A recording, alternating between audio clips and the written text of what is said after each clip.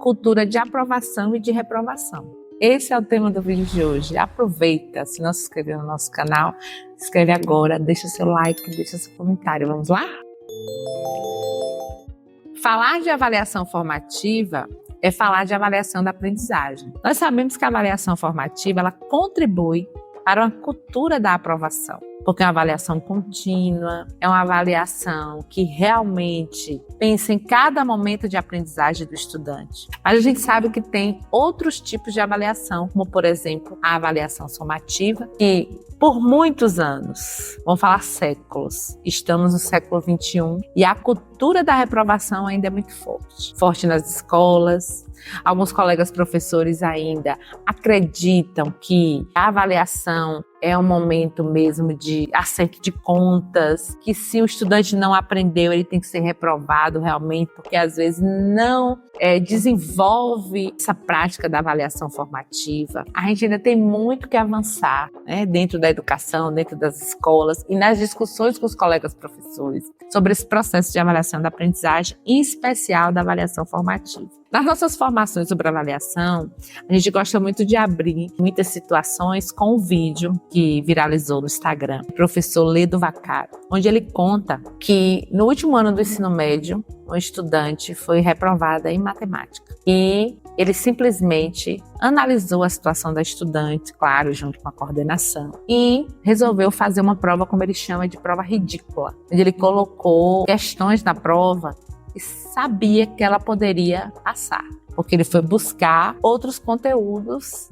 e não exatamente do terceiro ano. E aí ele preparou essa prova e perguntou para a coordenação, ela vai ter acesso a essa prova? A coordenação disse não, porque é prova final de recuperação e tal. E aí ele fez, ela passou e concluiu o ensino médio. Ele decidiu acompanhar ela durante 2 anos na sua graduação. E ele percebeu o quanto que ela vinha se tornando cada vez mais um estudante excelente. E ele no final diz que se ele não tivesse feito isso, ele tinha talvez tirado uma linda trajetória de um estudante que passou em primeiro lugar em psicologia da PUC. Então assim, o que é que ele fala com esse relato? Que a gente precisa realmente ter um olhar formativo para avaliar. A gente não pode reprovar apenas porque um estudante não foi bem em matemática, não foi bem em ciências, não foi bem em geografia, mas olhar para o conjunto do que esse estudante desenvolveu.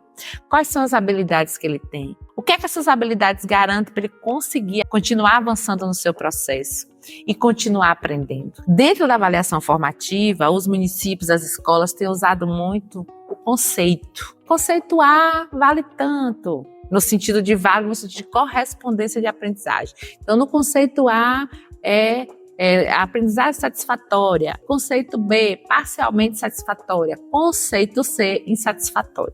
Estou dando aqui um exemplo, porque tem município e escola que usa de outras legendas, né, de outras informações de cada legenda. Quando a gente não entende que esse conceito é para sistematizar um processo de aprendizagem, a gente continua fazendo a mesma coisa que fazia com a nota, só muda de número para letra e continua reprovando, colocando lá insatisfatório. Na avaliação formativa, a gente precisa trabalhar, né, como eu já citei até em outro vídeo, a ideia do planejamento reverso. O que é o planejamento reverso? É que a gente começa pelo fim.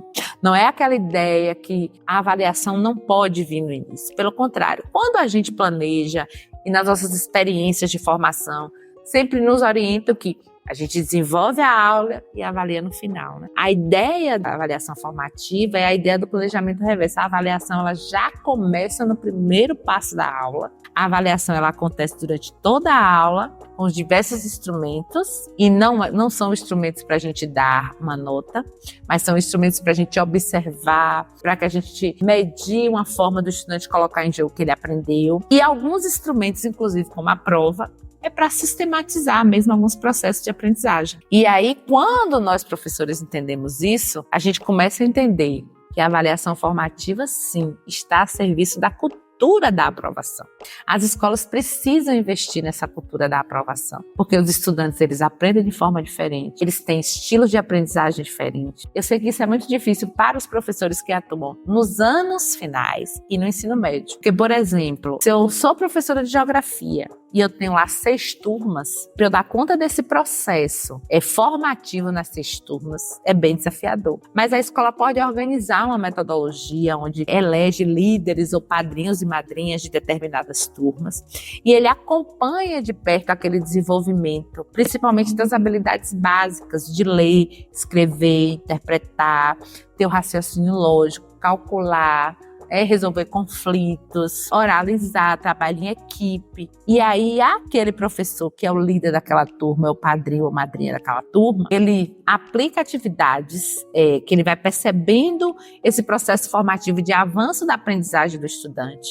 E aí, naquela turma, ele tem um olhar mais observador, ele tem um olhar mais acolhedor. Inclusive, as escolas devem fazer seus conselhos de classe por períodos, que algumas escolas chamam de pré-conselho.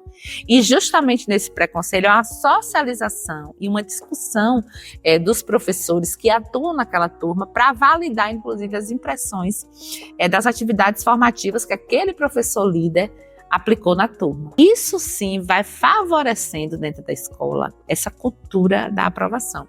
Então, a cultura da aprovação ela não acontece com uma ação, ela acontece dentro desse processo formativo contínuo, onde a escola tem uma proposta de avaliação elaborada, desde essa atuação desse professor líder, desse professor de educação infantil ou de anos iniciais que fica mais tempo na turma, organizar ali atividades à medida que o estudante vai desenvolvendo, essa aprendizagem vai acontecendo porque ele chegou em um nível, porque houve a avaliação diagnóstica. A partir desse nível, o professor vai fazendo intervenções e ele vai avançando. Então, chegou ao final do ano, estudante chegou desse jeito. Ele não desenvolveu tudo muitas vezes para ir para o ano seguinte, mas ele avançou nesse processo. Então a gente vai aprovar porque o trabalho vai continuar. Então é olhando sempre para o sujeito e sempre desenvolvendo atividades formativas para que a gente entenda que o processo ele é contínuo e sim, essa cultura da aprovação ela seja efetiva dentro da escola. Se você gostou desse vídeo, deixa seu like, deixa seu comentário, né? Comente, inclusive, sobre as experiências de avaliação formativa e até o próximo vídeo. Beijo!